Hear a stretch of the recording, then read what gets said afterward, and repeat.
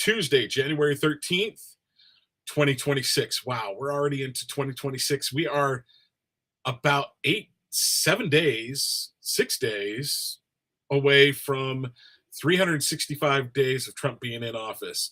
But before we go any further, this is Talk with Jon on Main Street Media Utah, KMMU, Main Street Media Utah. You can go to our different platforms like YouTube, X. In fact, if you just go to kmmu.org or mainstreetmedia.com, you can go and click on the links to Rumble, YouTube, and X, and it will take you to the different platforms. Please hit the subscribe button and like the shows.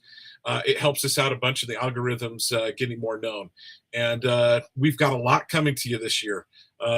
Speaking of KMMU. So looking forward to the new things that we have in the works. All right, folks, now let's quickly do my show intro as far as the show prayer and the show mantra. The show prayer is, I hope my show is a gift back to my forefathers, the founding fathers, and may it be an acceptable token to our Father above. Then the show mantra, where there is liberty, there is the Spirit of Christ. Where the Spirit of Christ is, there will be liberty, and the greater the Spirit of Christ, the greater liberty will be. And right now, joining me, I have the great Michael Letts, my good friend Michael Letts. Michael, thank you so much for joining me today. Oh, it's always my privilege, John. I'm glad to be a part of it. You know, it's I got a message. I was on a show this morning. They said that last show we did had over 2 million views. So evidently, the topics must be very pertinent. I know it's not me they're looking at. It's the topics, I believe. Well, I'm going to disagree with that a little bit. I think that has a lot to do with you. So, real quickly, folks, for those of you that don't know them, and as I'm reminded on a regular basis, we have new people coming in every single week and joining us in new shows. We put out a show almost weekly, every Tuesday from 4 to 6 Mountain, which is 6 to 8 p.m. Eastern Time. But right now, joining me, I have Michael Letts, as I've already shared. He is a Christian husband, founder, president, and CEO of Invest USA. It's a nonprofit organization providing thousands of bulletproof vests for law enforcement officers. In fact, he's provided over 17,000. He and his organization has provided over 17,000 of those vests. Sorry. Blah, blah, blah. All right. And let's get to it. So, Michael, I reached out to you yesterday and said, "Hey, can you join me?" And there are the big topics right now: Venezuela, Iran, Cuba, Greenland, Mexico, and the inner problems with the U.S. Those are problems, yes. But the biggest one, I think, right now, as I was just sharing with you offline, the biggest one is the Renee Good attack of an ICE officer. That unfortunately, the ICE officer's response was she was shot because she tried to ram up the officer. The ICE officer. So let me go over the subtopics that I threw out to you in that. Minnesota ICE defensive shooting of Renee Good. The left is making this out to be an offensive shooting. They didn't do this for Ashley Babbitt and Michael Byrd. Michael Byrd, who I read the headline, supposedly he and his wife did $190 million in I believe in Minnesota. The left says they're going to look into everyone in ICE and even those that applied to ICE if they ever get control. So when someone leaves, they're going to take police. Philly Police Commissioner issues a devastating response to the woke sheriff who threatened to arrest ICE agents. Seattle mayor and Minneapolis mayor claim, and I misspelled mayor, sorry about that. Actually, I think it auto-corrected for me. Seattle and Minneapolis mayor claiming ICE is committing crimes and saying they are kidnapping people, saying they are not using warrants. It's actually court orders, and I want to know the difference between those two. interested in my thought is, and I shared with this last week when you were on, why is the mayor and Waltz coming out? This was before the shooting had happened. Why was Waltz and the mayor Free or Fry, I can't remember which one it is, Mayor Fry over in Minneapolis, why were they going at this young man so hard, and people coming there and showing what was happening? My guess is because they've made millions off of this. Come to find out, that mayor, Minneapolis mayor's wife, is a lobbyist. Correct. Huh. Wonder if she's getting money for doing that. Oh, I also find it interesting that it was January 6th. And on January 6th, we were able to identify all the people that were there, and we were able to round the FBI and the federal government was able to go and round them up. But they're not doing that with these ICE people. I'm going to say it's close to an insurrection. I think it's worse. I think it's much worse than what happened on January 6th. People walked down velvet ropes. So the agitators, I'm going to bet you every agitator, or the vast majority of them that you saw banging and trying to break windows at the Capitol building, were paid agitators by the government or some form of NWO. NGO. Mm-hmm. NGO. And so the bottom line is, there's a lot to cover there. So where do you want to start on those topics that I have for Minnesota? Wow, there's so much to cover. Remind me, in case we forget on the show, to talk about NGOs. Okay. Just let me just throw one thing out. California has over 600,000 NGOs that have received almost $1 trillion. One state. Okay. 600,000 NGOs. That's nuts. That means I guarantee you have a number of people that have multiple NGOs and receiving over $1 trillion. It's just one state. I've got the list. It will take us a while to go through it, but we're talking about trillions of dollars all across the country for NGOs. Thousands and thousands and thousands of them all over the country.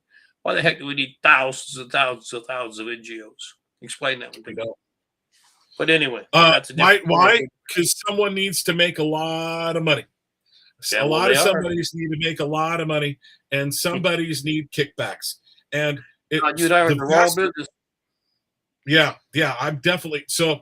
The whole daycare business, I'm like, man, we should be running the home daycare out of my house. I'll do it for $1 million. And they've got the system worked out. I know we'll get to the topics just a minute, but the system's worked out now with the daycare that was done under federal regulation. Is I don't have to have any training. I can set myself up as a daycare provider for you, John. You could set yourself up as a daycare provider for me. I don't have to watch your kids. You watch your own kids. I watch my kids, but on paper, I'm watching your kids. You're watching mine, and we're bringing in $4,000 or $5,000 a month a piece, straight out. I'm going to do that. I'm going to do that. As long as it's not illegal, I want to do it. All right. It should be illegal, but it's not. Yeah, it should be. And let me put it this way. You want to know why the destruction of the family is happening? It's because we let out that kind of money. Yeah. So, it's mind-boggling. So let's get to what you were asking. First of all, on what's going on with this particular situation. And let's take it from the top, given the background information, so that America can understand what is transpiring and why. All right. We have known, let's take the very top principle, that America has to be destroyed. I'm talking about if you're a globalist, if you're talking from a world situation, America is the last bastion of hope and freedom. And because it happens to be a superpower, you can't just kick it like a beer can to the side. You have to do something with it. You have to bring her down. So how do we bring her down? We have to do it from the inside. How do we get that done? Well, it's kind of hard to take America hostage when it is the most heavily armed country in the world. I'm talking about individuals.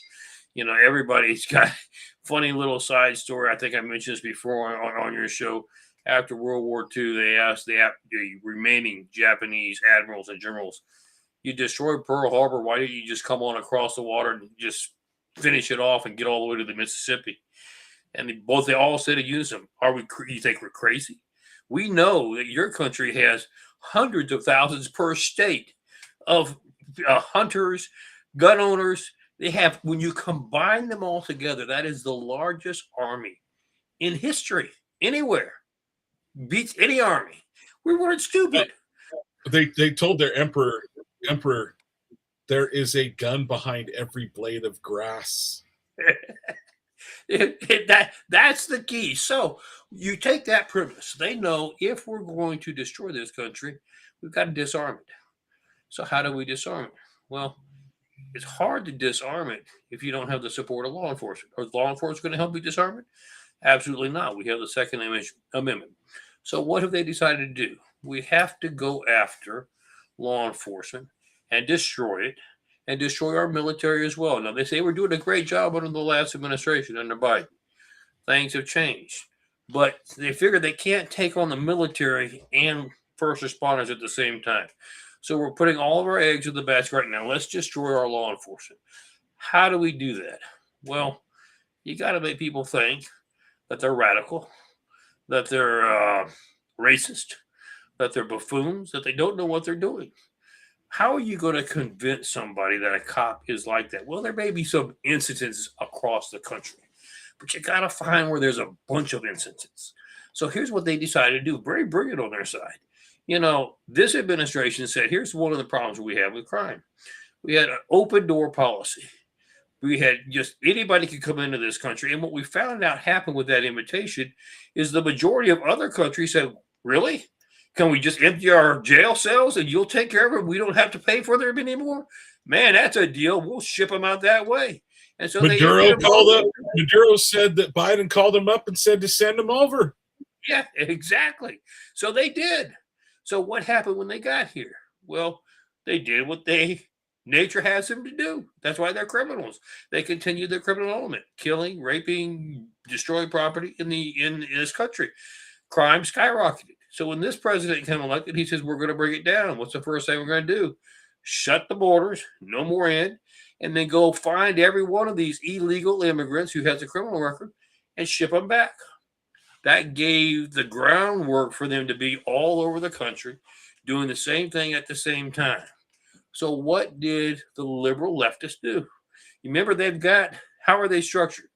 They've got, first of all, they had some seed money from Soros and the Faircloths, the DuPonts, etc. Act Blue. But the reason I said seed money, they were smart enough to take that money, set up a network of NGOs, which we just talked about all across the country, figure out how to rip off the American taxpayer. Now they've got tons of money. They got more money than they know what to do with to be able to funnel and to fund this operation. So what is the operation? Nationwide, got all these cops out here called ICE cops that are going up, picking up people who are criminals, sending them back, deporting them back to where they came, getting them off our streets. So they went to their buddies through the mainstream media. Let's change the narrative. What these guys are doing is they're just jerking people off the street, poor little innocent folks who came here with their small little kids, trying to get a better way of life, trying to get a little piece of property they can grow corn on and feed themselves and help contribute back to society and make America a much better place to live. Unfortunately, we've had a society that has not learned how to think for itself, and they listen too often to what mainstream media tells them. So then what they have done is taken that scenario and convinced a liberal element. And where do we find that liberal element? Anybody that hates America. Islamic jihadists, the Muslims, the gays, the transgender. You say they hate America? Of course they do. What I mean by they hate America is they hate conservative policies. What has America been for the majority of its history?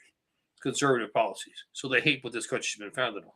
They're all too willing to buy into the argument that we got to do something about this country. We got to bring it down to its knees. We got to change Well, the Michael, direction. I'm going to interject here. Up until about a year ago, a year and a half ago, many of them were saying that they hated this country. They hate what it stands for. We are not hearing them say that very much at all now. They've learned that is backfiring.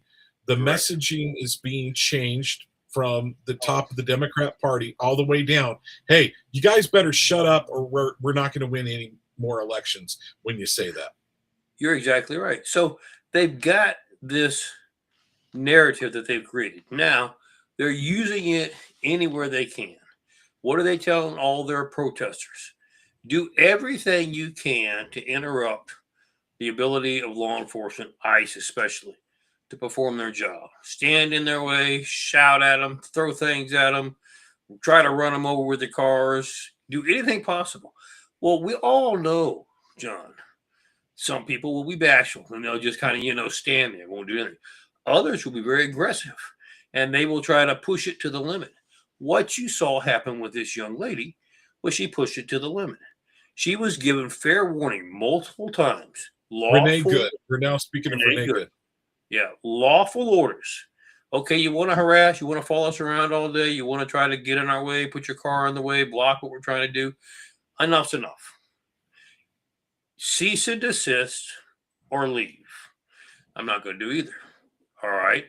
Then get out of your car, park your car, get out of the vehicle, and we'll go from there.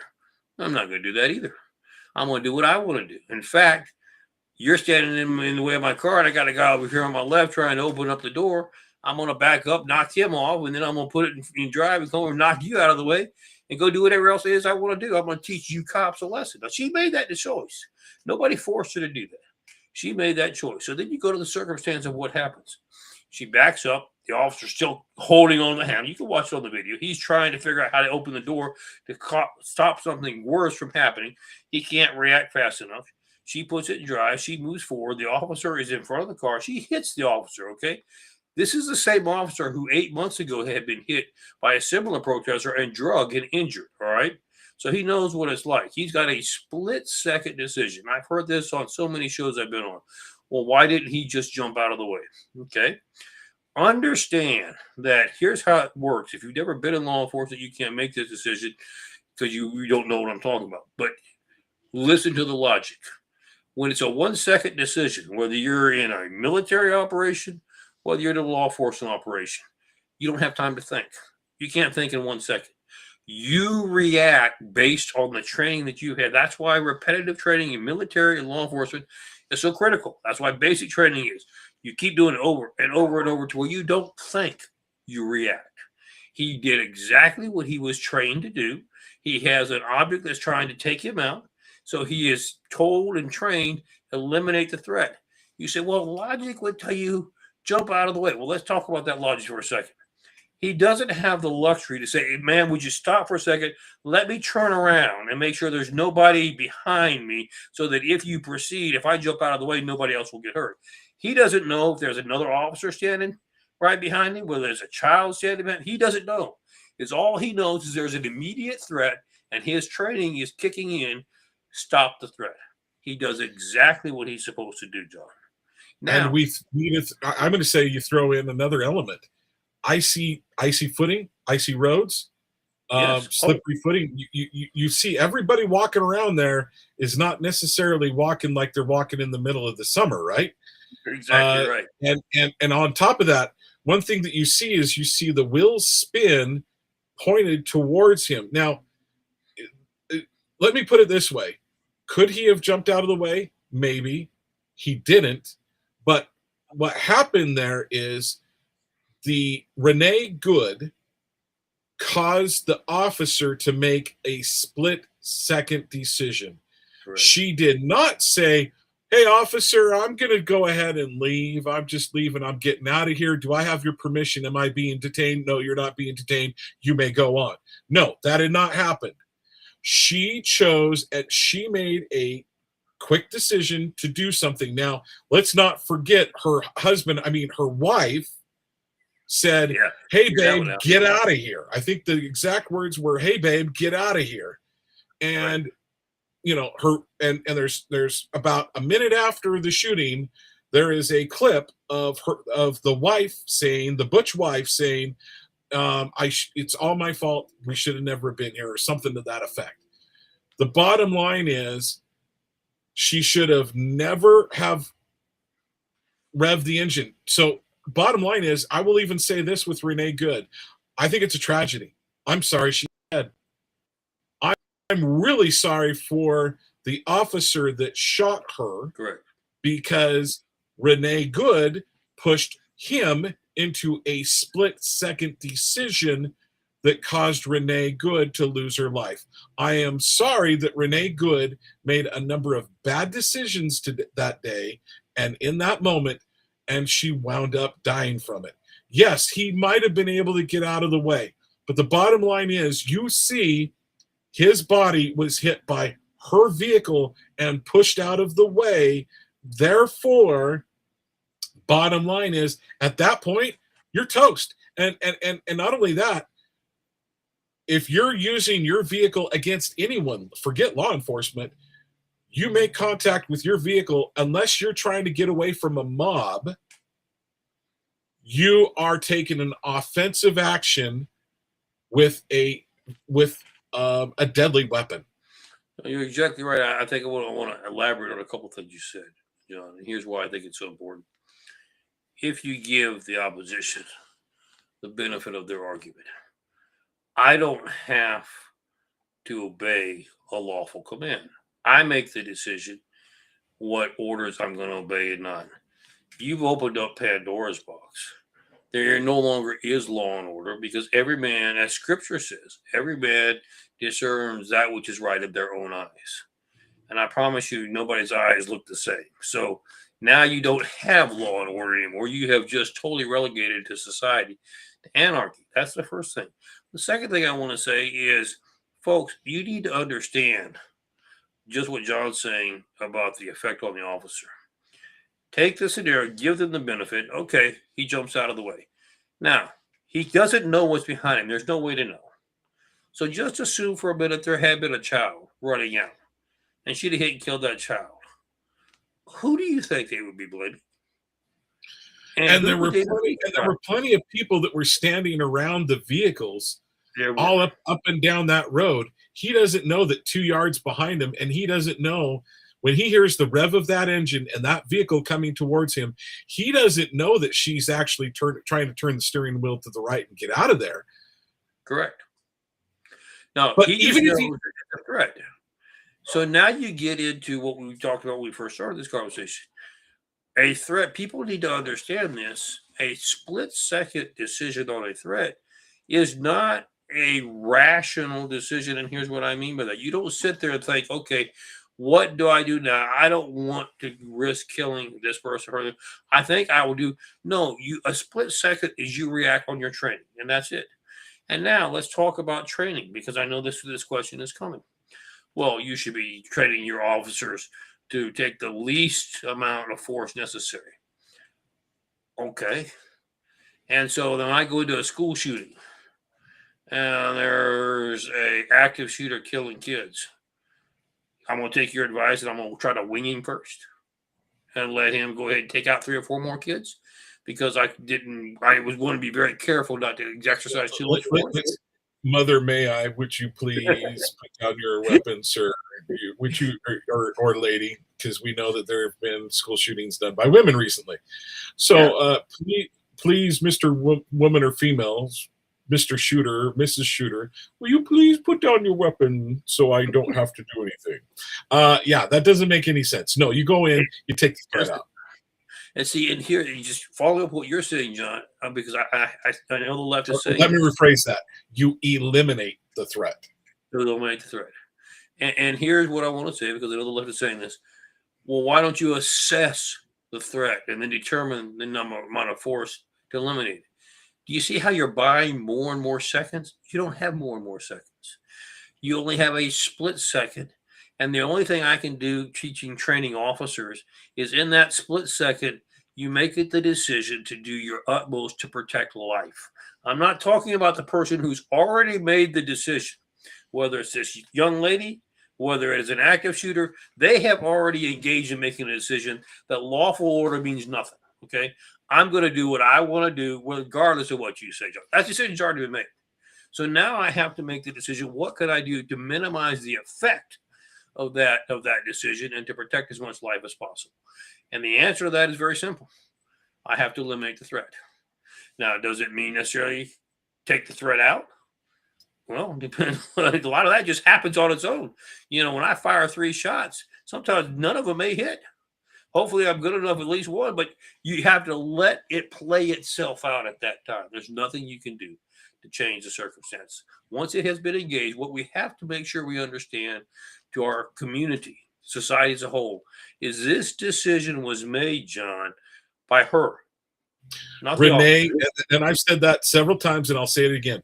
Renee Good started the pattern, started the decision-making pattern, and she lost control of that decision-making power. That was taken out of her hands. All she had to do was step out of the car. If she stepped out of the car, no one would know her name. No one would know it existed. No one would know anything about her. If she'd have stepped out of the car and she wanted to leave, they would have made sure that they provided her an escort of a way to get out peacefully, and they had to make sure she got out the way she wanted to get out. That was not her intent. She didn't want to get out to begin with. She wanted to continue to create additional problems. Now let's carry it one step further on this particular issue. So what are the situations that we have now? Because you alluded to this when we first started talking. Now we have an officer who did his job. That's what he's trained to do. He could have done nothing different. Now you have second-hand quarterbacks on the left saying he should have jumped out of the way. He should have, he should have did a spelling bee or said a spelling word backward or chewed bubblegum, whatever they want to say. That's irrelevant. His training kicked in a split second. That's all he's capable of doing. He did what he was supposed to do. Now you're going to have second-hand quarterbacks, the liberal left, wanting to go to the judicial system and try to crucify him, try to say he made a mistake, try to make him spend all of his assets on legal defense, destroy him, destroy his family for what? Because he did his job? Because they're already doxing him. They're already doxing him. They're putting up his pictures of his family, extended family. They're placing where he lives. Yeah. And now let's carry this a step further, John. So what does it do to law enforcement as a whole? Now, remember I want to set the stage here, this discussion you and I are fixing to have. You ain't paying me squat, okay? I'm putting my life on the line every day. Who else is willing to do that for not paying anything? Not only you not paying me anything, now in the society I live in, you make me look like I'm the villain. You make me look like I'm a person that doesn't deserve worth or respect. Why would anybody want to do that? Bad enough the way it is as of today. Now you're going to make this case a national case so that everybody knows about it. Everybody will see what you're going to do to that officer. What do you think it does to us on the street? Do you think it makes us say, wow, boy, I think I really want to get out there and go to work tomorrow? Now, I want us to go to the logical conclusion at the end of this discussion here. So, do you think it's not within reason for officers to say, you know what? I think I've had enough of this. I'm going to turn in my badge, and I'm going to drive a garbage truck. I can be home by 5 or whatever time it is and just not deal with this anymore. So when you don't have law enforcement, what do you have, America? How long do you think we will survive as a country without law enforcement? So this is where I'm going to disagree with you a little bit, Michael. I don't think that they're trying to get rid of the guns. I think they're trying to get the guns turned on one another, on fellow Americans. They know they can't get them out of our hands. What does China want to see? China wants to see Republican, the crazy left going after everybody and a civil war starting. That's what they want to see. That's what they're paying. And I guarantee you they're paying money and trying to get that to happen. I guarantee you the George Soroses of the world want to make that happen. They know what they're doing. They know what it's now Alex Soros because George is like toast, mentally toast, but it's his name. It's his foundation's name. So the bottom line is they know what they're doing. They're trying to ratchet up this situation so they can get the guns turned on one another, so they don't have to worry about very many people pulling triggers when they do come to these shores. Because as we've stated on this show before, there are thousands of Chinese soldiers around the United States. No question. And I would tie it in with what I said a minute ago. Oh, and because let's not forget Iranian. Yeah, because it actually works in conjunction with each other. Just what you said is accurate. They want to create additional violence, killing people off, additional violence. Now they've got people scared. Look how the violence is escalating. So now they're demanding, what are we going to do? Well, now the government, federal government, steps in and says, never fear, your government is here. We've got the solution. We know it's these blasted guns that kill everybody. Not the person pulling the trigger, but it's the guns themselves. So we're going to go we're going to eliminate this problem in this country. We're going to make it safe once again. We're going to go door to door and take and get all the guns. Whatever's left out there, that's what they will do. And then once they have possession of the guns, John, how are you going to disagree with anything they have to say or do and not do it when you are powerless to oppose them? You won't. They will have won. That is their, and it gets back to what you initially thought when we first started this discussion. So why is all this happening? It's not just happenstance. It's a well-orchestrated movement. They're know exactly what they're doing. They're trying to get as many of these incidents as possible. And they're trying to make sure that they have the narrative drummed into as many heads as possible who will believe it. And the narrative is, be careful about these law enforcement guys. They're kind of weird anyway. Maybe we should not have law enforcement. That's what they want you to believe. Let's throw in one more piece to that puzzle. There's one more piece. Also, Tim Waltz and Mayor Frey and all those people up in Minnesota. Why does these type of things happen always and seem to be happening in Minnesota? Why do they and why is it like less than 2 miles away from where George Floyd was shot? Why does it happen up in that place? Because of all the fraud, because they're easily ginned up. And I guarantee you, let's be clear. Tim Waltz, does he pray to a Christian God? No, he prays to Satan. Mayor Frey, I bet you he prays to Satan. They were looking for some type of situation where they can now look away from the fraud and they can focus on getting the community to focus on ICE agents shooting. So they're just trying to, it's total deflection. And guess what the Democrat media has done? The CNNs, the ABCs, and so on and so forth. They jump in and they go whole hog on this. When JD Vance was asked questions, why do you support them shooting? And he's like, I don't support the woman trying to kill him. She got, she was resisting arrest, interfering with law enforcement actions. However, I will say a stand-up Democrat, apparently, I'm assuming he's a Democrat, the Philly mayor police chief standing up and saying, you interfere, you will be, you'll get shot. I'm like, that wasn't the sheriff down in Florida that we love so much saying that. All right, so we're at around 15 minutes left in the show. So what last things do you want to cover on this? And then let's jump into the few of the other talking points that you wanted to well, I think we pretty much, let's just conclude with what we said with this. Following your final statement. Folks, this is going on because there is corruption unlike anything that's ever been seen before in this country. I believe America is probably the most corrupt country in the world right now. And it's beginning to come to light. And nobody wants that to come to light.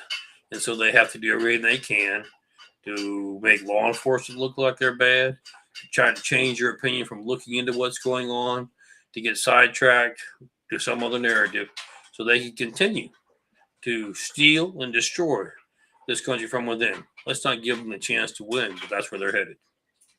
Okay. Let's cover, do you want to hit Iran, Venezuela, Mexico, Cuba, or Greenland first? We'll cover them all real quick. We'll start with Iran. Because of what happened in Venezuela, the Iranian people have decided they've had enough. They want freedom. They're tired of being under Islam. and the Ayatollahs and everything that brings with it. They've risen up unlike anything else before. They're in the streets. They're in every town and every province now in Iran, and it appears that they are going to remove that administration and establish themselves as a free nation once again. The Ayatollahs have said that they are going to put down this resistance.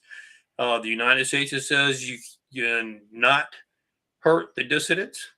The Ayatollahs have responded if the United States or anybody else gets involved, they'll declare war on the entire world, thinking it's going to rally the Iranian people. It won't. It's already failed. And so what they've done is they said, on second thought, let's see if we can negotiate something with the United States. We just discovered that they have killed thousands of dissidents so far.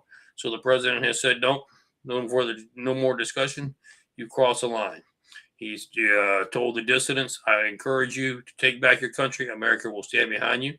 And that's where we're at as about the last hour. And it looks like that is moving on a rapid pace. And I expect you'll probably see the Iranian government collapse before the end of this show.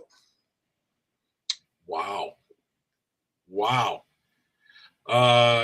Today, you think within less than the next few pouring into hours? the streets now. When America has made the comment that we are going to stand by and not allow the needless taking of life without some kind of interference, we mean what we say. I think the Ayatollahs understand this is a different president, one unlike we've had. I don't know if we've ever had one like this in the entire history of this country.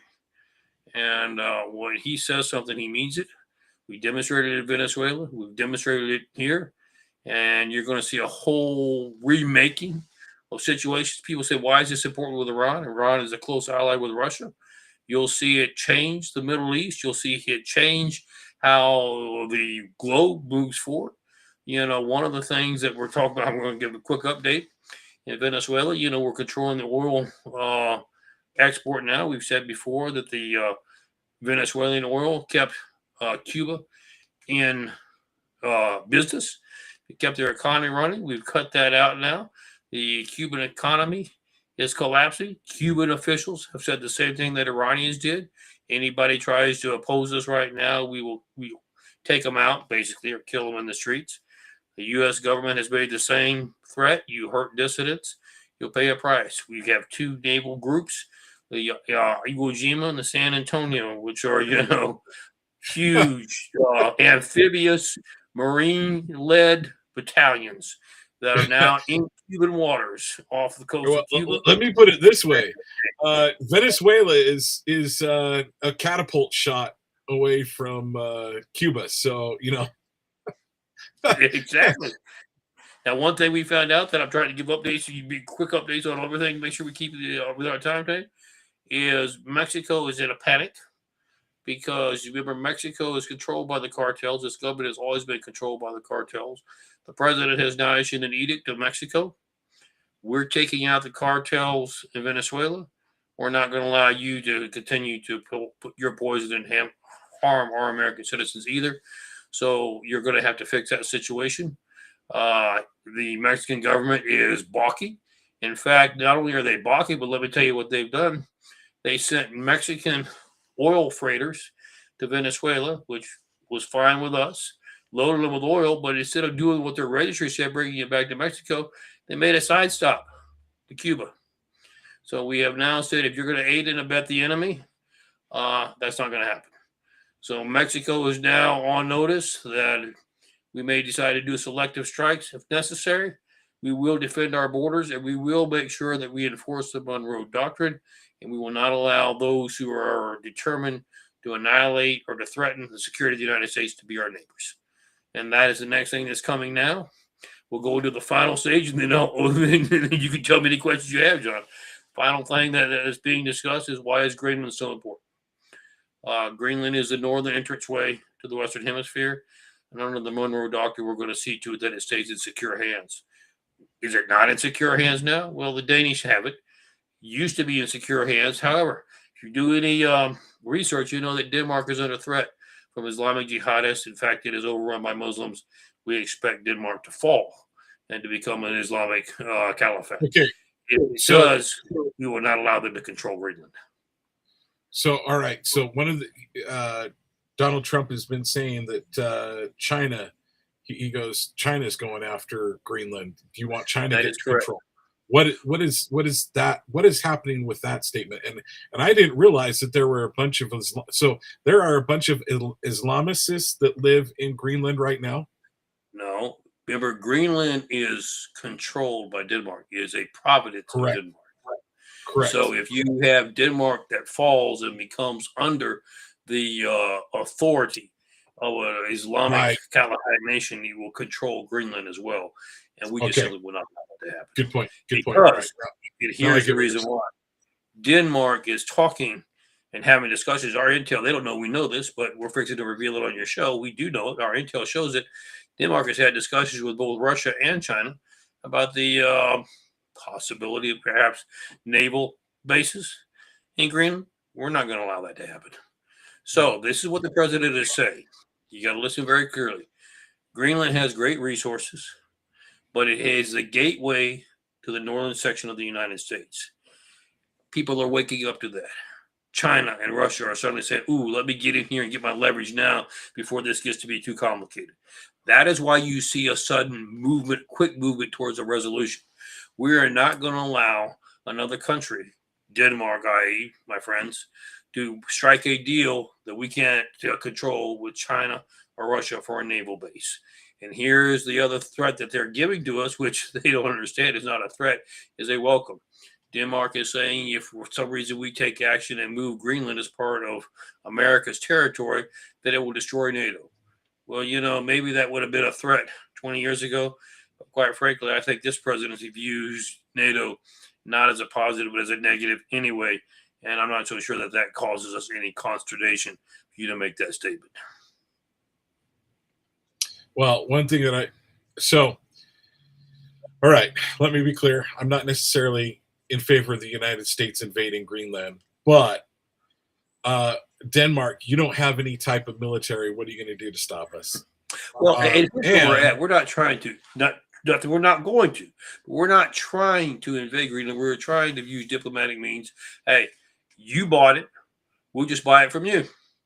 We'll figure out some way of it diplomatically, but we're going to make sure it becomes an American territory so that we can control any discussion of any of its resources or land allocation to any other nation. So originally the conversation was when Donald Trump started saying this like a year ago, it was like, well, Greenland's under its own control and controls itself.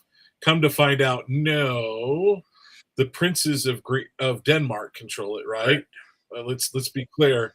The royal side of the house controls Greenland, just like the royalty still controls Canada in a big way. Correct. If they don't like who, in fact, by law, if they don't like who is in as the PM, they can change. They can have someone change them out. That's correct. So they're there at the will and the desire of the royal family. So, and now what I do understand though is that there are treaties between the United States and Denmark and Greenland. States can have bases long as it's not on somebody's private property wherever they want. Correct. But, we want to make sure that we can ensure that. And that's why this issue has become so important. And that's why people say, well, why is the president saying, oh, we'll do something by January the 20th? What's the rush? Folks, there wasn't a rush until China and Russia decided that, whoa, there may not be an opportunity to take this down the road. We better move now because we got a crazy guy in the White House that may block our ability to position ourselves in the future. So we better go ahead and move on it now. And that's why, we're reacting to that. Okay. Russia came out with a comment yesterday, I believe it was yesterday or the day before, that Russia supports the United States taking over Greenland. I'm going, is Putin playing the old we're going to support the one, are we going to say we support this so we can stir the pot and create more problems? Yes, but it goes much deeper. Let's take 2 seconds to talk about Venezuela again. Here's what happened, and I'm going to just be very vague because a lot of this is information that's not quite ready to be released. But we went in with less than 20 special ops personnel, eliminated hundreds of Cuban security personnel. And the question was, how did it happen? I'll give you the quick 30-second overview. According to eyewitnesses and according to some survivors who still survived, suddenly everything went dark. No radar, no power, nothing. It was if there was an electronic magnet explosion. Everything went down. Within seconds after everything went down, helicopters hit. As soon as the special forces repelled and came in, another explosion went off. Suddenly, hundreds, all these personnel, began to feel like their head was exploding. They began to have nosebleeds. They were vomiting blood. They were paralyzed. They couldn't move. The special ops were firing 300 rounds per minute. Okay, took them out, loaded, and left. Translation: what kind of warfare technology do you have? Translation to Russia: you know what? I'm not so sure what's going on. I think I will be nice to the 800-pound gorilla at the moment until I figure out, is it really an 800-pound gorilla? Is it a Tyrannosaurus Rex? What is going on? I don't know. So I will tell you, we're going to be very careful until we do. That's where we stand as of tonight. Well, I would say I know about this type of sound wave weapon technology. I think it's been out in the public domain that it exists and that it's been being worked on. My Nobody guess knew we is had it to this level. that I will give you. How about this? They'd never seen it in action, but I'd Right. seen tests done, and there were tests shown 20 years ago. So, the bottom line is, but the rapid shooting, the questions is, are there guns on people's shoulders, and AI is the one that's doing the firing of the bullets. Who knows what's going on? That sounds scary. That scares the crap out of me. We're headed. Let's just to be on the safe side. Let's just say, folks, the world is changing and evolving rapidly. America happens to be at the forefront of that technology. And if you know what's good for you, I'm talking about the globe, now I'm talking to the world. Be careful how you handle that, and don't assume that America is the underdog, because you would be assuming falsely. Unfortunately, though, I think they're going to let us get hit first before they start using those things. They're going to get hit by what do you mean? Terror threats, yeah. Oh, there's no question. I mean, just because of what I said, that is keeping a country from making a move. That is not at all keeping terrorist organizations and terrorist cells from moving forward to try to create as much hell and havoc as they possibly can to bring this country down. You'll see more of that, John, in the future to come. I've actually been a little surprised that Iran has not told its terrorist cells that are here in the United States to go into operation. Or have they been given that word? Have they been given that word and they go? They have. And the actual cell groups have said on this. Here is from an intel standpoint, they have moved forward with that.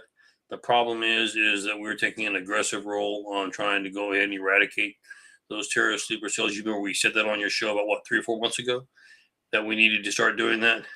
That's become a top priority. So it's posed a logistical problem for them to implement the directive that's been given. But it doesn't mean they're not trying. It doesn't mean that they won't succeed at some point in time. Okay.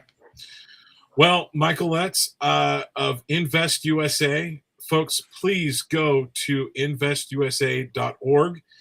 They provide thousands of bulletproof vests. In fact, over 17 active shooter and bulletproof vests to law enforcement. Please go find them. Go to their website and donate today. Michael comes on here with great information. We appreciate him doing that. Michael, last thought, and will you any last thoughts on how people can reach out to you? Couple quick things. Scripture tells us that in the end days, a lot will happen, including evil will be good and good will be evil. And you're seeing it happen, a lot transpiring quickly. The positive I can tell you is we made a commitment to try to restrain evil and try to restore justice. You're going to see some amazing things in the next 30 days. Uh, Buckle down the hatches, get prepared for the ride, and remember this is God's fight, not ours. We're simply the warriors. Be on the right side. God bless you. God bless America. Thank you for what you're doing, John. We look forward to seeing you on the other side. Well, I'm going to say this real quickly. I'm going to read this verse. This, folks, this is what we got to do. If my people, so it's Second Chronicles chapter 7, verse 14. If my people, which are called by my name, shall humble themselves, pray, and seek my face, and turn from their wicked ways, then I will hear from heaven, and I will forgive their sin, and I will heal their land. That starts with my heart. Talk with John's heart, and each individual heart, repenting of our sins, and then turning from our wicked ways. If we want any chance. All right, Michael, thank you for joining us. Look forward to seeing you in a couple of weeks. Look forward to it, John. God bless. God bless America. You're part of the team. Keep up the good work. We count on you. All right. Take care. Thank you, Michael. All right, folks. That was Michael Letts. We appreciate the heck out of him joining us. And let's bring on our next guest, Joel Skousen, editor of the World Affairs Brief. Actually, I'm going to take you off screen real quick, Joel. I'm going to bring on me. That way the talk with John is interrupting my ugly mug as opposed to his handsome face. All right. So, Joel, thank you so much for joining us today. Thank you so much for being here and on Talk with John. Appreciate you being here today. Good to be with you, John. We've got there are a bunch of things to cover that I am so looking forward to having you share with us your thoughts on. Let me pull up my talking points with you that I emailed to you the other day. So here are a number of talking points, and let me be clear, Joel, whatever you would like to talk about is the most important to talk about, but here is some thoughts that I had. Trump's surgical strike on Venezuela. Would like to get your thoughts, maybe even if they used shall we say, secret weapons, sound weapons, and so forth. World leaders react to Trump's capture of Maduro. Was Trump's intervention legal? The case against Maduro. ICE targets Minnesota with massive immigration enforcement operation.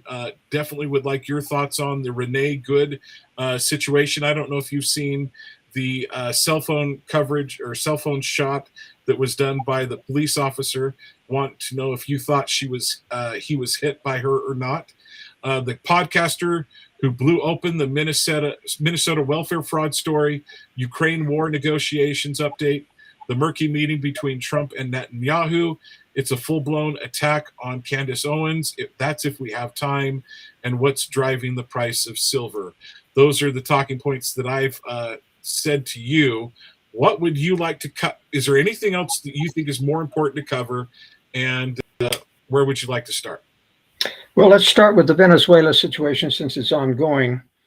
It was a very successful surgical strike, but now we know why they came away with so few casualties. They used a sonic sound weapon. When the 8 helicopters landed at the Tinia military base, where the safe house of President or dictator Maduro was staying and living, there's no way that they wouldn't have taken a lot of casualties fighting off 100 armed soldiers who were protecting that base. And they were confronted with 100. So they used a new secret weapon that's no longer secret, a sonic weapon that is so powerful that it literally incapacitated all 100 troops.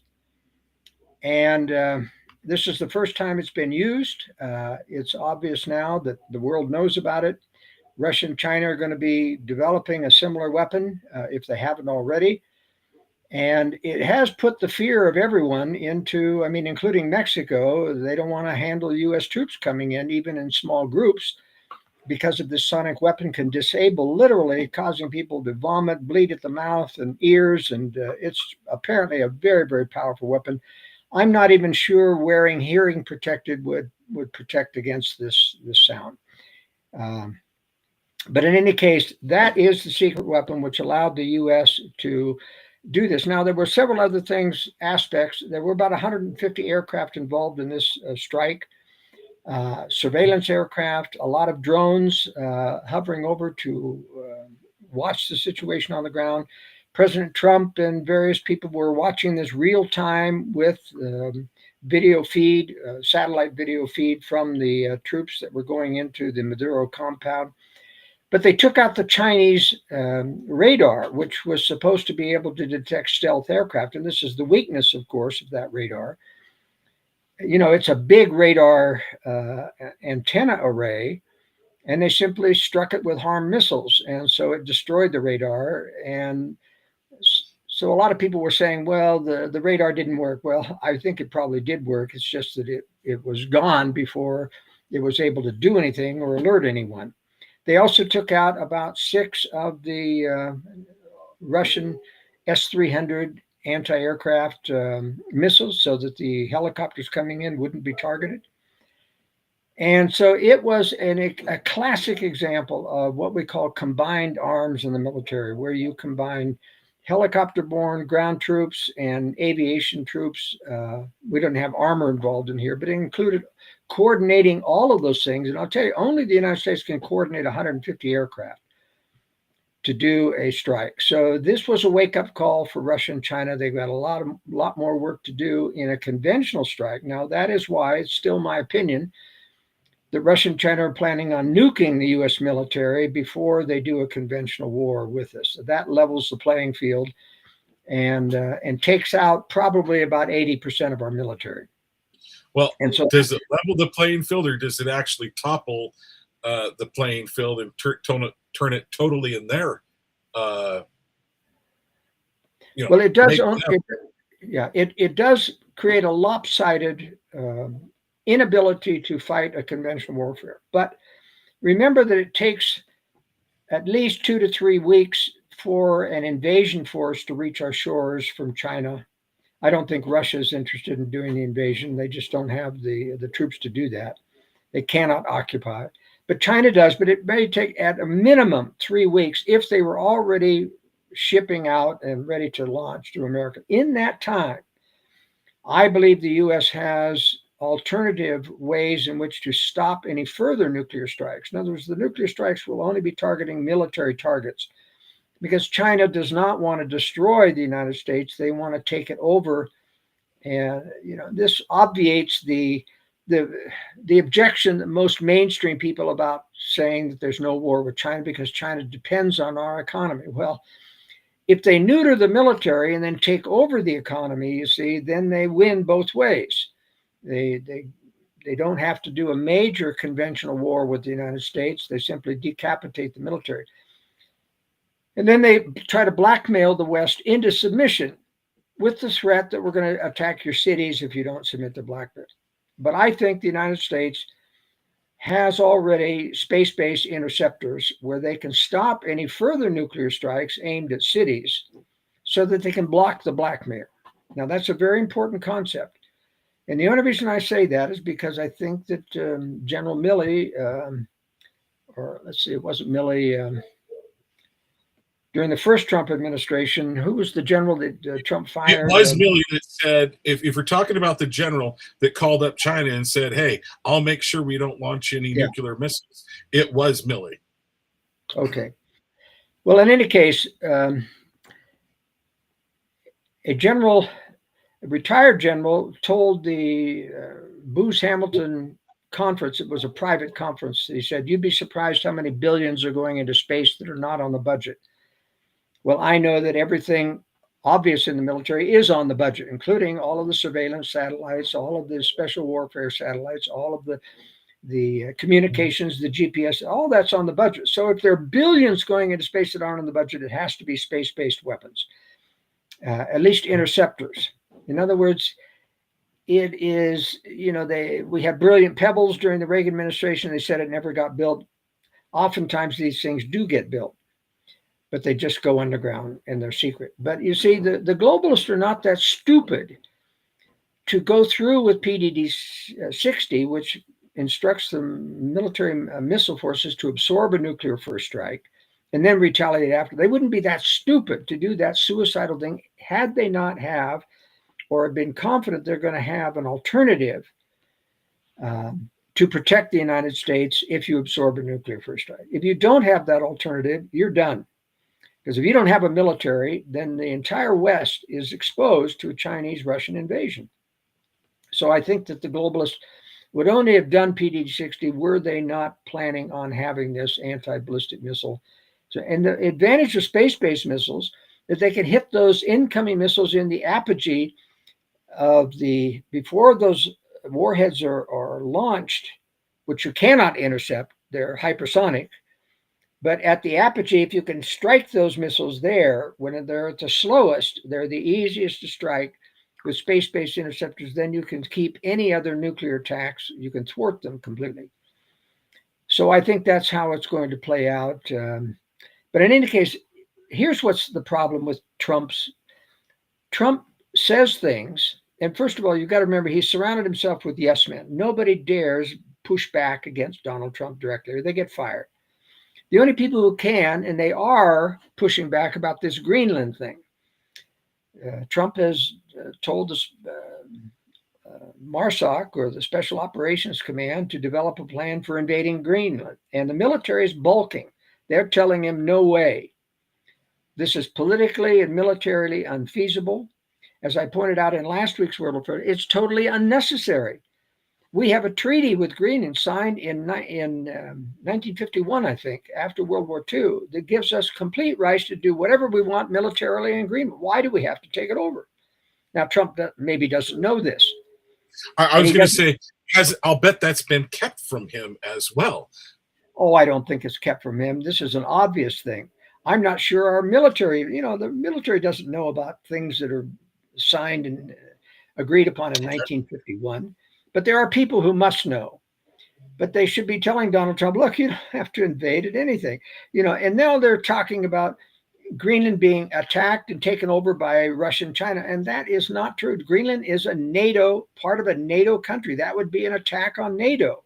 They're not going to do that. They've got plenty of Arctic waters to be able to put their submarines in, and to Arctic areas to launch their missiles. They don't need Greenland.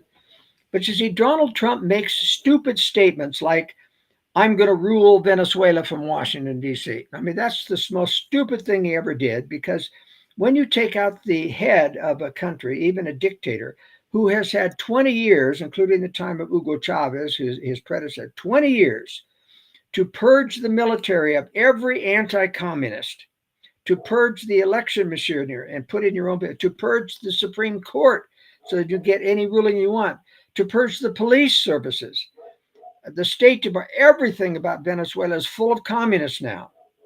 And so you're not going to rule this. Now, what Donald Trump did, of course, was threaten Delcy Rodriguez, the vice president, who is a radical Marxist, comes from a radical family. And he said, Marco Rubio had a nice conversation with us. She seems to be wanting to cooperate. And then she came out days later and said, no, this is a totally illegal thing. We're not going to cooperate. And then he made that threat to her. Well, if you want to happen to you what happened to Maduro, then just don't cooperate. And now, so she's claiming to cooperate, and even offered the United States, $2 billion worth of oil from Venezuela. Let Trump control that. But in the statement, which I published in the World Affairs Brief that she published about cooperation, she talked within international norms and within the sovereignty of Venezuela. So there's all these catchphrases that basically allow her to object to anything that Trump wants to do. But because of the fear factor, everyone in Venezuela is afraid of another strike. And Donald Trump said, I canceled the second wave, as if he was going to put boots on the ground. Listen, This would be a bloody mess if you went into Venezuela with boots on the ground because of all the military forces that they have. And sure, you could use the sonic weapons and blast and kill a lot of people, but that's not going to go down well with Venezuela.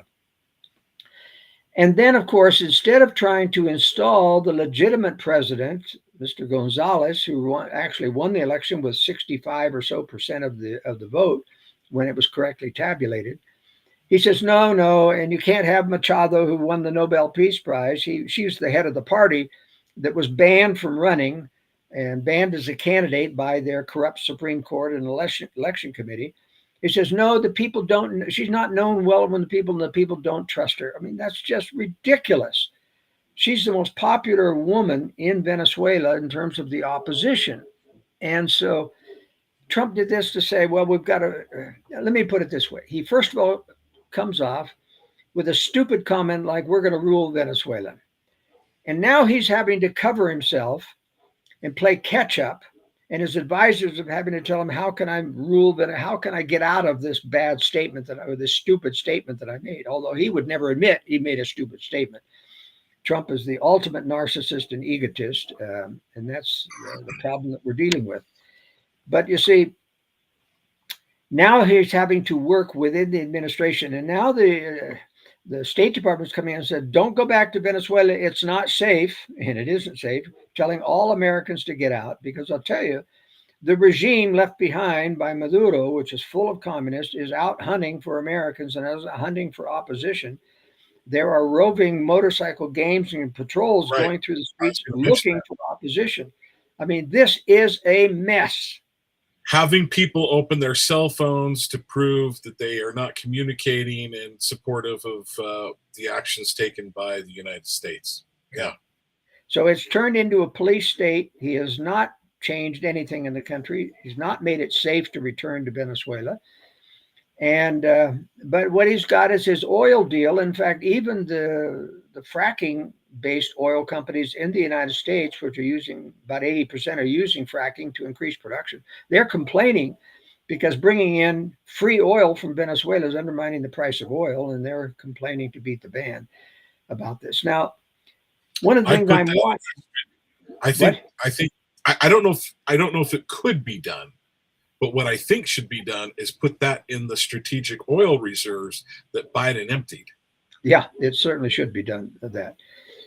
But it's no telling, Donald Trump in the first place is going to cut off oil from Venezuela to Cuba, at least for now, because he's putting pressure on Cuba. In fact, he had an entire list of countries he's going to go after in a similar manner. Once he has a quote success, he just gets so egotistical. I'm going to take on Iran. I'm going to take on Colombia. I'm going to take on Mexico. I'm going to take on Greenland. He added to that, etc. And it's just a boastful idiot, trying to run the country by fear. And he's going to get away with it on the short term. But I'll tell you, China and Russia are not pleased with what's going on. And the true test of his America First policy will be if he stops the oil deliveries to China. China's getting most of its oil from Iran and Russia and from Venezuela. And China needs a tremendous amount of oil to keep running, despite the electric car boom here, which only fits the upper middle class in China. But if China relents, and, Trump always wants to make deal. And I think Xi Jinping can call him and say, well, I'll give you another year of rare earth minerals if you give us the oil, from Venezuela. And Trump's the type of person that I have a great relationship with Xi Jinping and Vladimir Putin. In fact, Volodymyr Zelensky said, well, as long as you're taking out dictator, why don't you take out the biggest of all, which meant Putin, of course. And Trump was asked about that in the news, and he said, no, I have a great relationship with Vladimir Putin. And he went on about the peace talks are progressing well in Ukraine, et cetera, and they're not. But in any case, we've got a situation in Venezuela which won't change now. You would actually have to starve Venezuela into submission And so far, I don't think the oil companies have taken the bait about going in unless Trump pays them, the oil companies, millions of dollars to rebuild the Venezuelan oil system, which is very decrepit at this point. Since they kicked out the Americans, there have been no major renovations. And so the production is down about 2/3 from what it was during its heyday, even though it has the largest oil reserves. Remember, the Venezuelan oil is very heavy crude. It takes a lot of naphtha, which is a high volatile, like white gas, the kind you buy for camping stoves, et cetera. That's what naphtha is. They have to mix their crude with a lot of naphtha. Now, there are 2 refineries in the United States that are built that used to handle a lot of Venezuelan oil. And Trump is shipping this $2 billion worth of oil into those 2 refineries to up U.S. supply. And that may be one of the reasons why he's not filling the reserves with this heavy crude, is just because it's so hard to get it back into a productive That would make sense. fuel, etc. But in any case, Donald Trump doesn't have a lot more leverage except for this threat leverage on Venezuela. He doesn't have the leverage to get Venezuela to free up and have free elections, etc. And I don't know how he's going to do that. And that's the way that it is with all these other countries. He can use the fear factor and to get Colombia and President Petro, who, by the way, takes as a typical far left communist. He calls up Donald Trump and flatters him, says nice things. And so Donald Trump says, "Oh, we had a wonderful conversation with the president of Colombia, et cetera. So we're going to be able to work out a deal." Happens every time. I mean, Donald Trump is just a living fool who happens to be doing something beneficial for liberty right now, but it's not going to last. There's no long-term success here with his particular handling of Venezuela, even though I'm happy to have Maduro out of the way. Now, as I talked about in the World Affairs Brief, I think it's a major mistake for him to have brought charges against Maduro in the Southern District of New York. We know that when I heard that had happened, I'm like, are you crazy? I mean, there's a good chance he goes to trial, and he's not convicted. Yeah, and then he gets to go back as the legitimate president of Venezuela. That's what Trump has risked. And the left, who hates Donald Trump, there's a whole bunch of deep state judges in the Southern District of New York and prosecutors. I just don't know how they're going to pull this off, because a lot of it, this intel they claim to have about Maduro. I want to say I want to, forgive me for interrupting, Joel, but I want to say I think you just gave great analysis right there. They could have a judge just throw this out with prejudice, I think, and they can't try him. And then he can be sent back. I think I could see some leftist judge doing that. Yeah, and the point is, you're alluding to. But any judge, and the leftist attorneys are just lining up to defend Maduro. They know how to work the U.S. system, and they're going to take apart a lot of this U.S. intel, to convict him on what they claim. And first of all, they had one major mistake. They claimed that he was head of the Cartel de los Soles, and there is no such Cartel de los Soles, the Cartel of the Sun. This is a name, a moniker that the press has given cartel, or the fact that countries like Mexico take kickbacks from the cartels. So they saw this kickback routine, Cartel of the Sun. But it isn't an actual cartel. And so all through this indictment of Maduro, they have this, he did this as head of the Cartel of the Soles, and boy, and now they've got egg on their face, and they're having to revise all of these indictments to talk about. But you see, to prove that he's taking kickbacks, you've got to have access to his secret bank accounts in Panama and in other places. You've got to have access to his cell phone and telephone conversations. Now, the U.S. probably can do that, but I doubt if they're going to want to openly admit what they've got and the sources in court, and they're going to say, well, we're not going to reveal our sources because of national security. And the defense is going to say, well, then we move to dismiss if they can't do it. Or the judge, if he's a bought and sold judge who perhaps has been threatened himself, will accept the government's claim that they don't have to reveal their sources or how they found these things out. It's going to be a mess, and I wouldn't have any doubts that this court proceeding will be closed to the public so that we can't see what goes on there. But it's a big mistake. It's a high risk thing to be able. I mean, he should have put him into Miami, where you have some Republican judges and things. I was like, that was all my complete part of my complete thought process when I heard that they were taking him up to New York. I'm like, why in the world are they passing Florida and not going there? So here's the next question that I have. I've got two questions when it comes to the situation that happened with Venezuela. Completely separate thought processes. One, does that do anything with China and Taiwan? Slow down their time frame. And two, do you see?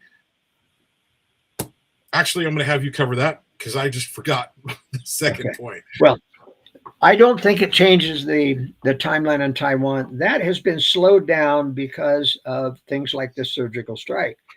When China sees that U.S. has certain secret weapons, it only makes them more cautious about striking Taiwan because they know the U.S. is going to intervene. They know that North Korea has promised to intervene against the U.S., and that's going to cause World War III. And so you're going to be facing a nuclear war with another nuclear power. And they can even use those sonic weapons in boarding ships, and incapacitating the crew, which are going to board, et cetera. So there's a lot that China has to think about because of these things. But the only impact of Venezuela to the China thing right now is the cutoff of oil. And I'm not so sure that that's going to last. I'm not so sure that Xi isn't going to be able to talk Trump into opening the spigots since he controls Venezuelan oil right now. Well, he really doesn't. Yeah. So what I meant was, does it slow him down because they saw what the United States can do? Not necessarily because of the oil, but slowing down because of, oh my gosh, the United States. It could because they need to develop similar weapons to be able to handle what the U.S. is dishing out. Okay. Then I've completely forgotten what my second point was. I didn't write it down. Mistake by John. But let's go to precious metals real quickly, how China is in control of that. And maybe we can hit silver as well, because we're about almost half an hour in. Precious metals. What can the United States do to reverse control of China's grip, stranglehold on precious metals across the world? What can the United States do? Are you talking about rare earth or precious metals? I'm going to say both, especially rare earth. Okay. Well, the United States has deposits of rare earths here. We've got this deal with Ukraine. Of course, you've got to have enough peace in there to make sure that you can manufacture and process all of those rare earths and mine them without being attacked by Russia. Right. We gave a lot of technology to China, which made them the king of processing of rare earth minerals. And that's the big holdup right now. We've got rare earth minerals, but they can process so much cheaper, having developed with Chinese government subsidies on their manufacturing of the processing facilities. So there's nobody in the West that can beat those prices right now. But of course, we know that for national security reasons, it doesn't matter what kind of price it is, you've got to have independent rare earth mineral production. And we have a lot of rare earth minerals in Nevada, and we have some in California, and we have some in Montana, and a new one that just showed up in at least lithium, in Alabama. So that's going to take a couple of years, maybe 3 years, to ramp up production and processing. And that's pushing up against the schedule of World War III. China says they'll be ready in 2027. I don't think they'll make that deadline, but it's going to be before 2030, in my opinion. But they are also very strong in the precious metals, especially in the production and refining of silver. In fact, the Shanghai commodity markets are the only ones in the world that will fulfill contracts in physical silver. New York and London, the two major paper markets, have been manipulating through short contracts the price of silver. They've just shorted silver forever to keep the price down forever. And now that a absolute physical shortage has raised its ugly head, there's so much need for silver now in both military electronics as well as solar panels. And such a demand for solar panels has been big that China has decided that they're going to put export controls on all their silver now. So basically, the U.S. can't get rare earth minerals. They've got this deal with Xi for a year that they're going to get rare earth minerals from China, but they're not going to get any silver that we know of unless they make a deal. And I bet you that Xi Jinping will get on the phone and said, if you need silver, you're going to have to give us Venezuelan oil. I think that's the deal that will go down. I mean, Trump even gave in and allowed, in this deal with Xi Jinping about rare earth, he allowed him to sell NVIDIA AI chips to China. Now, China's already ahead in AI, and giving the top of the line AI chip to China was a real bad deal that Trump made with China. He just doesn't have a good sense of who are the existential enemies. He's so consumed with this matter of pride about having a wonderful relationship with communist dictators. All three of the big ones, Xi Jinping, Vladimir Putin, and Kim Jong-un in North Korea, Trump has been totally bamboozled with because of flattery and because of the things that he needs from China right now. But in any case, there's a deadlock now on the supply of silver. And so silver, which, by the way, even during the high inflation rates of the COVID years, was still stuck in the $25 to $27 range. I had bought silver, a lot of silver, when it had the high point even a decade earlier, when it got up to 30 an ounce. And it took years and years for it even to approach 30, where I thought I could even break even on selling the silver that I had. And now it's gone to 90. And it's headed $30 was a bargain, huh? Well, it is now. But you see, what you do with the short circuit, when you don't have to deliver, you just have all these paper contracts. You have a person on the other side who buys the paper contract, but you never force him to deliver or pay the money. So anytime the silver starts to go up in price, you just throw a bunch of short contracts in and drive the price back down. But nobody was losing money. That's how they manipulated this. Nobody was having to pay for those short contracts. They were just using them to drive down the price of silver, which they did. And they used it to drive down gold for many years. But when the dollar started to decline heavily in value, gold has become a major factor of reserve currency now. A lot of people and banks are gobbling up as much gold. And that's why gold is what? $4,500 right now per ounce instead of $1,700, $2,000, which it was in the suppressed manipulation period. But silver is poised to break out even more than gold because it has been heavily suppressed. But silver is much more of value than gold now in terms of industrial use. There is some gold used in electrical context, but most of it's silver now. And it's a tremendous amount of silver, including going into battery technology, for all the electric cars, et cetera. So I suspect that silver, and most of the precious metals people are expecting silver to go to at least 200 and maybe 300. And who knows, the sky's the limit because of China doesn't allow contracts to be filled to the West at exporting silver. I mean, remember, Shanghai commodity is the only market that provides physical silver. If you want to collect silver from your contracts, you've got to deal with the Shanghai market. And if they cut out all silver deliveries to the West, we're in a world of hurt. And that's going to make the price skyrocket. It could go ballistic. I think we've covered a fair amount with the Trump or Venezuela. The case for Maduro, I think we've covered that a little bit in there. You shared that they've made some missteps. My question to you: the only thing we haven't covered is the international law gives immunity to a legitimate head of state, And since the U.S. has never recognized Maduro as the legitimate head of the state, they feel like they can avoid the international law implications that the defense might bring up. And he is not a legitimate head of state. When Hugo Chavez won the first time and then replaced the entire electoral commission with a bunch of communists, he guaranteed that you couldn't win another election. And Maduro has benefited from that same system. They also arrested almost all of the popular opposition leaders. They are founded one way or another to charge them with election crimes, and that's what they did to Machado and banned her from being a candidate. It's happened years before. And then they would have these motorcycle gangs out going and killing people who got into the streets to protest the stealing of the election. So Venezuela is a really bad communist state right now. But Maduro's not a legitimate president, so the U.S. is on okay ground there as being able to avoid the traps of international law.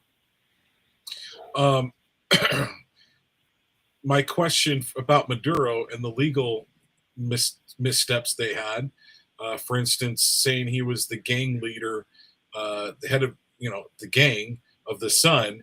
Do you think that was purposely done? No, I don't. As I see, Donald Trump just says, well, I want to go after Maduro, so make me the case. And you have a bunch of amateurs in the White House, a lot of loyalists. The deep state White House or intelligence community wouldn't have made these mistakes. In fact, the deep state is on the right side of the spectrum right now, being against Russia and China, because typically the deep state, after building up these nations, Russia and China, for many years with allowing to steal and sell them technology and loaning them technology, now as World War III approaches, they have to turn against the various nations that they build up so that they're on the right side of the war when it breaks out. That's where we're at. And conservatives, unfortunately, don't know their conspiratorial history. They think that anyone the deep state or the globalists are against has to be good guys. And that's an unfortunate thing. Even Alex Jones said he's in solidarity with Russia and made a big mistake there. And he's also made a big mistake about turning against Candace Owen. And I don't know if we want to go into that, but Candace Owen has really made... I would love to know your thoughts, and I'm going to give, may I give a little bit of a counter. Candace Owens, I have had real question marks for about a year and a half now. Just something hasn't felt right. And so I've wanted you to talk to you about this specifically, because I trust your thought process, your intuition on how you go about stories. But one thing is, she went after Phil Lyman. I don't know if you heard what she said about Phil Lyman, and Phil Lyman tried to get on her show to say, hey, you're wrong about this. She used the isn't it interesting statements with Phil Lyman on a bunch of things, almost implying that Phil Lyman was somehow either had knowledge or in on it. And when that happened, I was like, and Phil had reached out to her directly.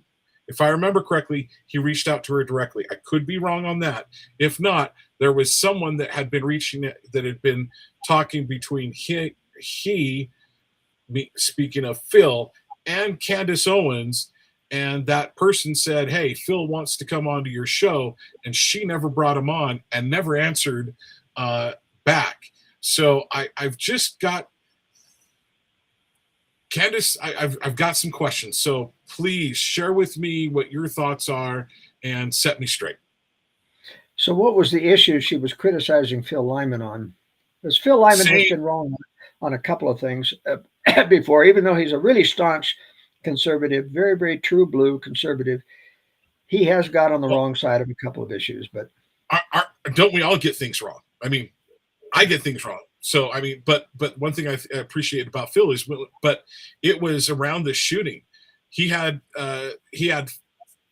family that lives right around UCCU. In fact, if I remember correctly, Phil said the ground that I had him on, he said the ground that UCCU is on used to be an orchard that was owned by Phil's, I believe maternal grandfather. But he goes, I've got a bunch of family that surrounds that, and if I remember correctly, supposedly Tyler Robbins walked past Phil Lyman's car, and she said, well, isn't it interesting? So she does that. Isn't it interesting that Phil Lyman's involved in this? And so that was what it was about. Phil was like, that's just ludicrous. Give me a call, and I can tell you exactly how this works. Obviously, Candace Owens, not being from a big conservative family that had lots of children, she doesn't understand. There were big families in Utah. An 8 to 13 member family a couple generations ago was not an uncommon thing. In fact, it was fairly common in Utah. So, but there's just. So I want to hear your thoughts. I'm going to be quiet. I've muddied the water to some extent, and I just want to hear your thoughts on Candace Owens because, like I said, I've got serious questions, and I would like to like her. Well, I certainly wouldn't, unless I knew what was causing her to be suspicious about. I mean, how many cars were on the street, that he walked by? Why should you make any case about anybody's car on the street? Other than Phil Lyman is a prominent person, in Utah, but that doesn't really prove anything. I mean, here's the point is that I think Candace Owens is totally sincere. It's just that she relies on people calling up and giving her source information. And if that information, like the Fort Huachuca stuff, is just completely bogus, in my opinion, I covered that in the World Affairs Brief. I think she got snookered by that. And because I don't know enough about specifically why she targeted Phil Lyman, but although I can vouch for Phil Lyman, other than a couple of mistakes he's made, sincere mistakes, I'm not going to be able to comment in detail on that, other than the fact that's totally fine. That I still read Candace Owens as a completely sincere person. I don't view her as holding back. She's just like a good, sincere person, hasn't got enough experience with fake sources and how they can deceive you. Let me go through the Fort Huachuca thing because it really stinks from high heaven. I would have been totally sincere. Anytime anyone has claimed to be an insider and given me information, it's been wrong, and I've smelled it immediately because it always qualifies as what I call too good to be true, meaning it's all too convenient. It plays into your narrative. Now, Candace Owens has taken the position that both the deep state had something to do, and Israel had something to do with the assassination of Charlie Kirk, and that TPUSA had foreknowledge because of how they acted. And I agree with that. When you take Mikey McCoy sitting there talking on a cell phone when he gets shots and he walks away. Now, this is the chief of staff of Charlie. He doesn't approach to see how Charlie is, to see what's happened here. He just walks away, continues to talk on his telephone. That means he had foreknowledge, in my opinion. That means he knew it was coming and he was reporting on what had just happened to make sure that, and he kept talking for 20 minutes on that phone. If you were talking as he claimed to talk to Erica Kirk, how could you give her information if you didn't even stay around to watch what the condition of her husband was in? How could you be reporting on anything? If we saw him standing around watching the body but we didn't see him watch the body being carried to the SUV.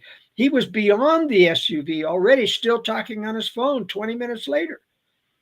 So something really stinks there, as well as the lies that were told by various higher ups about the camera being taken down to the rear, and the messing up of the crime scene, paving over it, and all that looks. But the biggest thing, of course, is the fact that the medical examiner's office refused to reveal what the details of the autopsy were, because that would have solved an awful lot of conspiracy conjecture. If you had seen, was there a bullet in there? Was it broken up? Is there a fragment? Where was it lodged? Why didn't it go through? All the things that a 30-06 penetrating from that example should have gone through the soft and not hit the vertebrae. But in any case, I mean, if it were at least from the direction that Tyler Robinson was shooting, it would not have hit his vertebrae.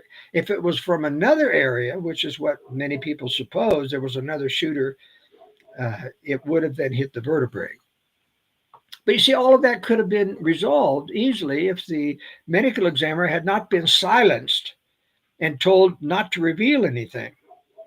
And in fact, somebody from the medical examiner claimed anonymity and called up Candace Owens and said there was an autopsy because that was an issue at first.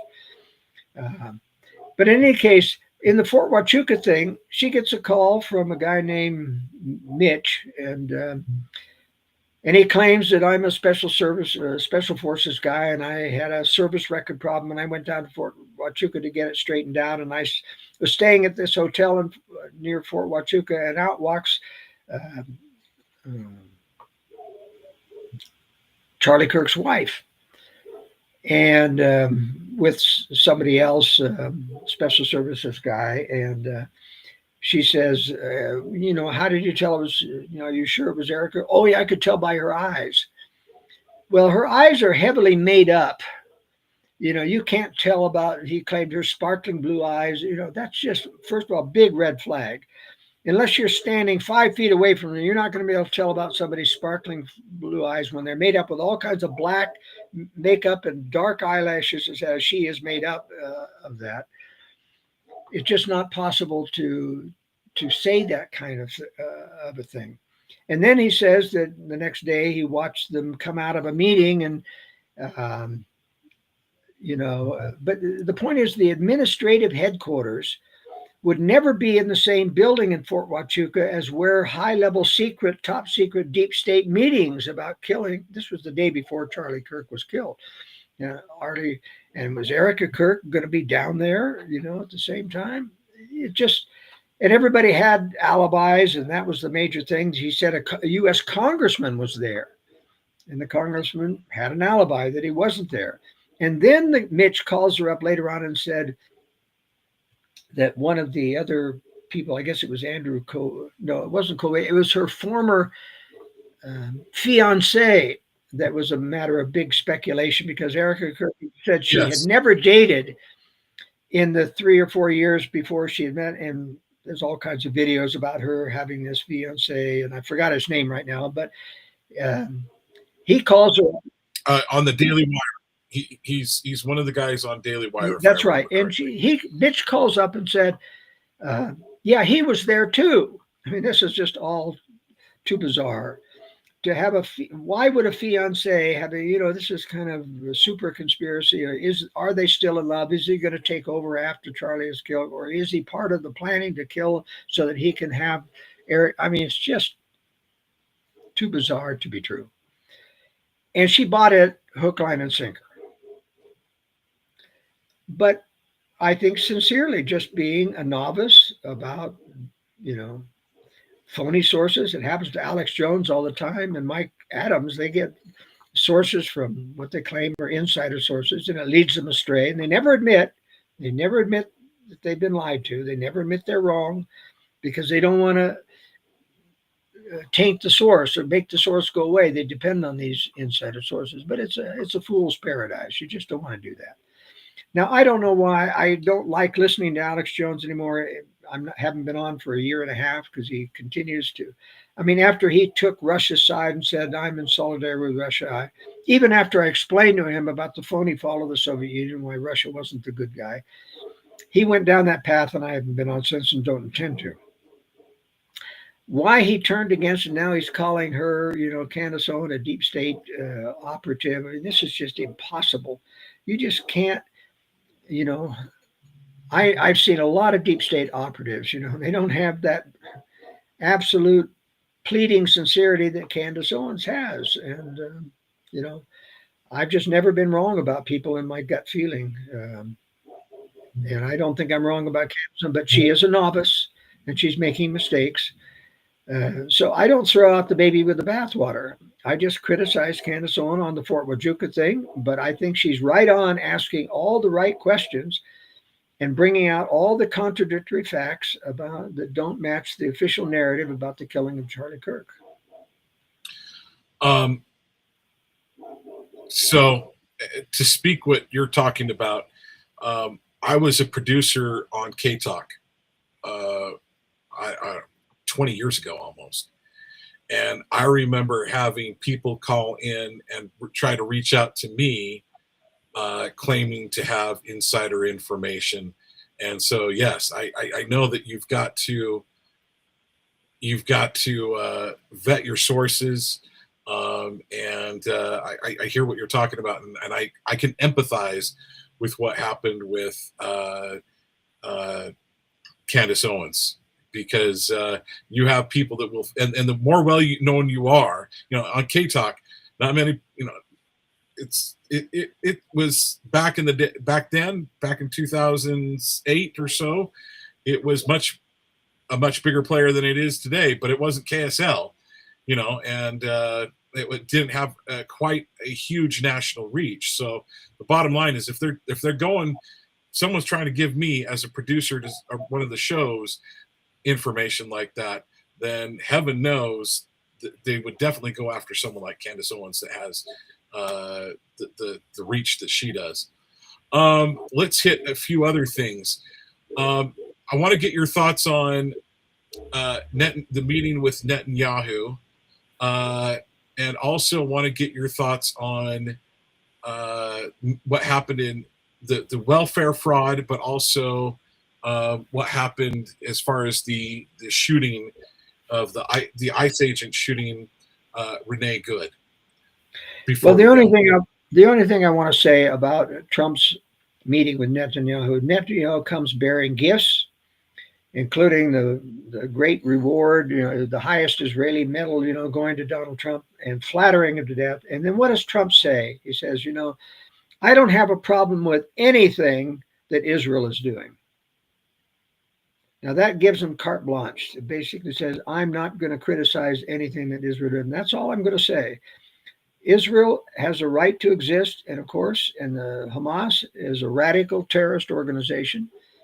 But Netanyahu is deep state. He's a part of the globalist agenda. He was trained by Henry Kissinger. He was paid. His education was paid for by Henry Kissinger. He was made wealthy by Henry Kissinger setting up in a Wall Street brokerage firm to make his money, and then they set him up in politics in Israel by holding an international anti-terrorism conference, which Kissinger came and all the other heavyweights, and that makes you a hero in Israel when you can put together that kind of. They made Netanyahu. Now Netanyahu, the deep state, the Israeli portion of the deep, does a lot of the dirty work for the deep state, including one of the most evil things that Israel has done is to be able to transfer American technology that they've gotten part of our, $3 billion a year in aid and technology aid to China. And this was during the days when the globalists were building Russia and China, and Israel was their conduit for sensitive technological information that they couldn't get caught giving to them directly. They let Israel do that. So that's the Israeli deep state, and they do a lot of the international assassinations. And that's why I'm not surprised if it comes out and true that Israel did the Charlie Kirk assassination. They're that good. They can do it here and afar. Now, I don't believe the disinformation that Israel did 9/11. They're not big enough to do a 9/11. They're not big enough to have done a military exercise to do dive bombing practice at the White House. They're not big enough to cover up for 9/11. They're not big enough to have provided the two drones that took the place of two of the airliners to crash into the South Tower and to the Pentagon. Those were not the passenger airplanes. They're not big enough to have Dick Cheney say, no, do not launch those F-16s. That's right. You see, people who try to blame Israel, and I covered this in the World Affairs Brief, Israel's the root of all evil. That isn't true at all. Israel's a part of the globalist deep state. That's what the truth is. And there are a lot of Jews involved in the globalist movement, like Henry Kissinger and George Soros, etc. But it's not a Jewish conspiracy. It's not a Zionist, because there are two types of Zionism. There's religious Zionism and about the return of Jews, fulfillment of biblical prophecy, which they promote vociferously in order to keep the American Christian, evangelical Christians in support of Israel when they're doing their political Zionist stuff, which is the evil stuff. But a lot of good Jews and there are a few bad Jews, and all the bad Jews are part of the globalist conspiracy, and that's why I only attack globalists, not the Jews, as being responsible. Because when I attack globalists, it covers the Jews that have been attracted to the halls of power. But let me spend the remaining time talking about the Renee Good shooting, because that's very important to understand. I have gone through all the videos, including the latest video showing the ICE officer getting lightly bumped by the side of the car. In the videos from the rear showing the outlandish language of the wife of Renee Good. Now, Renee Good is a lesbian. She was brought to the protest as a fairly innocent bystander from the radicalized leftist wife, who was sitting there using the most foul-mouthed language, talking to the ICE officials as she circled and filmed him. And that's where you see him coming in, trying to get her to get out of the car, and she refuses, and then she moves ahead. But she is turning right. She is definitely not trying to run down. She's turning to the right to try to get out of the situation and move her car.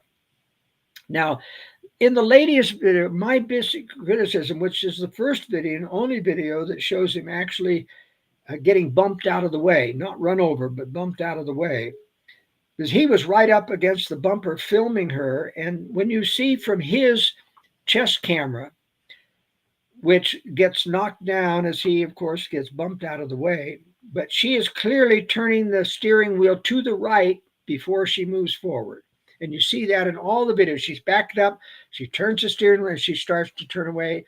And that's when he fires the first of three shots. And the first of the three shots comes in on the far left side of her, the driver's windshield, almost to the pillar, which means he was not in front of her shooting at her. He was to the side. And you see that in the final video.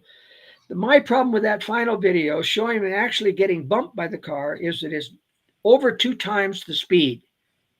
It has been purposely speeded up to look more aggressive than it actually is. It's actually taking place fairly slow, but that video is speeded up. I've taken that video and reduced it to half speed, and it's still a little too fast. So somebody purposely wanted to make the impression that she was aggressively hitting him and seeing him, bumped by the car. But in fact, it happened quite slowly enough that he was not injured at all. He wasn't even stopped from firing. He fired the first shot, and then the 2 other deadly shots were fired through the open window from the side when she was driving away from him. And that's inexcusable, in my opinion. It is not justifiable homicide. Okay. I think the left is trying to use this first of all, I'm going to say Tim Walz and the mayor of Minneapolis have been praying to Satan for something like this. Absolutely. It's a gift to them. It's a gift to the typical paid protesters that are now it's a gift to them. Yes. I'm just saying it's a gift, especially because I don't think it was justified. And most people, and for the White House, for Trump to come out and say, he tried to run her down. He had absolutely no basis for that. And when you even hear her talking to the officer, she's being nice to him. She's not like the wife cursing them and using the F word. She's nice to them. She's saying pleasant things. Okay, this is Anyway, it's just it's a gift to the left, and they are going to make the most of it. And the protests are not justifiable, but the officer was wrong, in my opinion. It was not a deadly justification. Maybe because he was run over previously, and dragged, he's a little hypersensitive, but policemen make mistake. He had maybe a fraction of a second to make a decision about whether or not this was coming at him. But his camera shows him before he even gets hit. The camera shows her turning the steering wheel and he was focusing on that driver. He couldn't have not missed that she was turning the steering wheel to avoid him. Okay. Well, any last thoughts before you go? And definitely want you to tell people how they can get a copy of the World Affairs Brief. Folks, I am on the World Affairs Brief. I receive their emails, and I've paid for it out of my own pocket because I think it's that valuable. Well, the World Affairs Brief is published at worldaffairsbrief.com, and you can get there by going to that website and clicking on Request a Sample on the left-hand side, and you'll get this particular issue that we've been talking about, the Renee Good shooting and many other things. It's an ongoing thing, tracking what Donald Trump is doing now. I'm a conservative. I'm an anti-globalist, probably the original anti-globalist. But I have to be very careful because I'm the only one that understands that the globalists have switched positions from excusing Russia and China to now attacking them. And that's because war is close, and I warn about that. I have written many preparedness books that are found at joelskousen.com. That's SKOUSEN.com. And which I have a number of those books: Strategic Relocation, The Secure Home. Secure Home. Yes. And the High Security Shelter book. Yes, These are preparedness books because I know that war is coming, and I'm just, even though I analyze the news each week from the aspect of what the deep state isn't telling you and the mainstream news media, I still believe in preparing because this war is coming, and I think this is the most important thing that we need to understand. Don't be diverted by all of these conservative controversies. That's my complaint about Fox News. They'll never talk conspiracy. They'll just keep you busy with legitimate conservative concerns. But the biggest concern you should have is that we have a secret combination of power controlling this country. And they have not been dismissed by Donald Trump. They have not been removed. They're still there, just like the regime of Maduro is still in Venezuela. We have not been saved, although people think that Trump is here to save them. Anyway, good to be with you, John. Joel, thank you so much for your time. Have a great week. Thank you for being on. Folks, this has been Talk with John. Appreciate you joining us. Appreciate you joining Joel and I. Joel, thank you so much. Have a wonderful evening. You're welcome. Thank you.